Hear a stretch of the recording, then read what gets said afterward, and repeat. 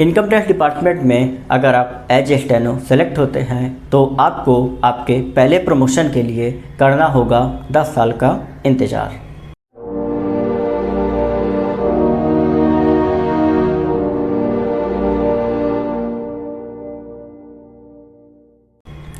Hello guys, welcome back to my YouTube channel.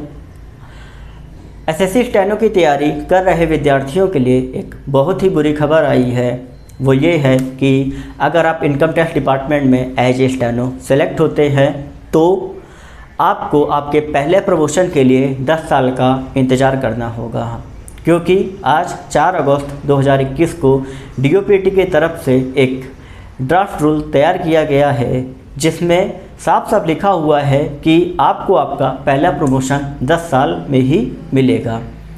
लेकिन अभी थोड़ा सा आपको घबराने की ज़रूरत नहीं है, क्योंकि वो अभी ड्राफ्ट रूल है। अभी जितने भी प्रिंसिपल सीसीआईटी हैं सभी से सजेशन मांगा गया है। 30 डेज़ के अंदर अंदर उनको अपना सजेशन सबमिट करना है कि ये ड्राफ्ट रूल इम्प्लीमेंट होना चाहिए या नहीं होना चाहिए, और उसी के अकॉर्डिंग ये हो सकता है कि बात क्या है कि इम्प्लीमेंट हो भी या ना भी हो। लेकिन अभी तक का जो सिनेरियो सुनने में आ रहा है, हो सकता है कि ये इम्प्लीमेंट हो जाए। तो अभी हम आपको ले चलते हैं ड्राफ्ट रूल जो अभी आज की डेट में आया हुआ है उसकी तरफ। जैसा कि आप देख रहे हैं, ये 4 अगस्त 2021 का ऑर्डर है और ये order uploading of draft recruitment rule for the post of stenographer grade first.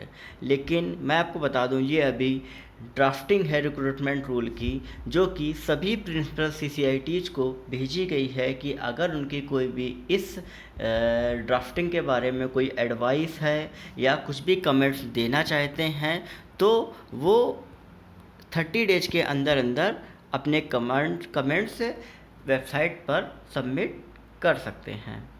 तो जैसा कि अभी ये इम्प्लीमेंट नहीं हुआ है, 30 डेज के बाद डिपार्टमेंट खुद सोचेगा कि इस रूल को इम्प्लीमेंट करना है कि नहीं करना है। लेकिन अभी हम बात करते हैं कि अगर ये इम्प्लीमेंट हो गया तो आपका पहला प्रमोशन कितने ईयर्स बाद होगा। तो चलते हैं सबसे पहले नीचे की तरफ। तो यहाँ पर आपको कई सारी चीज़ें दी गई हैं जो ओल्ड रिक्रूटमेंट रूल के अकॉर्डिंग है, वो सारी चीज़ें दी गई हैं। जैसा कि इसमें आपका बताया गया है कि जो पहले स्टेनोग्राफर ग्रेड फर्स्ट की जो पोस्ट थी वो पहले नहीं हुआ करती थी। पहले स्टेनोग्राफर ग्रेड 2 की ही जो पोस्ट होती थी वही 4200 की पोस्ट होती थी। लेकिन अब ग्रेड 2 की पोस्ट को कर दिया गया है 2400 की पोस्ट, और ये 4200 की जो पोस्ट है ये किस में आ गई है, ग्रेड 1 में आपकी 4200 की पोस्ट आ गई है। तो ये सारी चीज़ें आपकी इसमें समझाई गई हैं। तो सब चलते हैं सबसे नीचे की तरफ।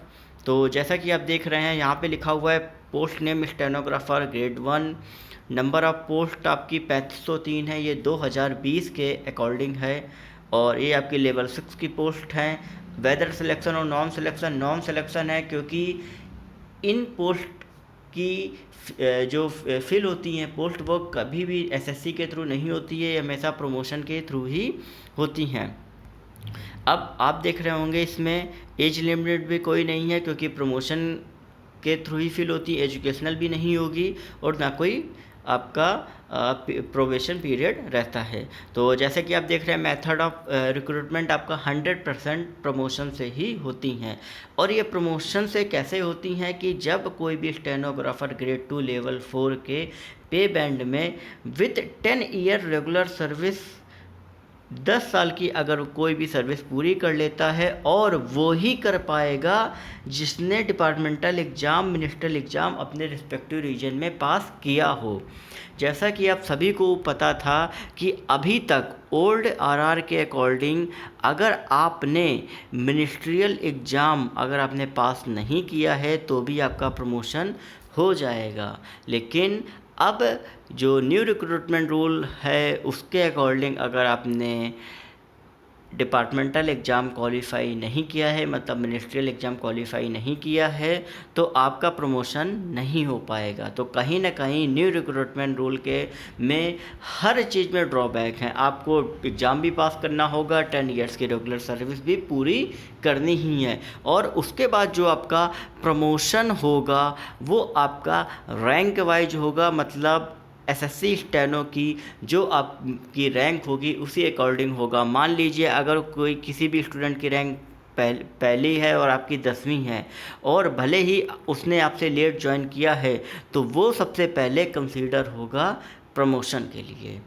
तो कहीं ना कहीं न्यू रिक्रूटमेंट रूल के में बहुत सारे ऐसे स्टूडेंट्स हैं जिनको प्रॉब्लम होगी। तो बेसिकली ये अभी ड्राफ्ट रूल है, और मैं आशा करता हूँ कि ये रूल इम्प्लीमेंट ना हो, क्योंकि अभी क्या है कि अभी यूनियन कहीं ना कहीं इन सब बातों को लेके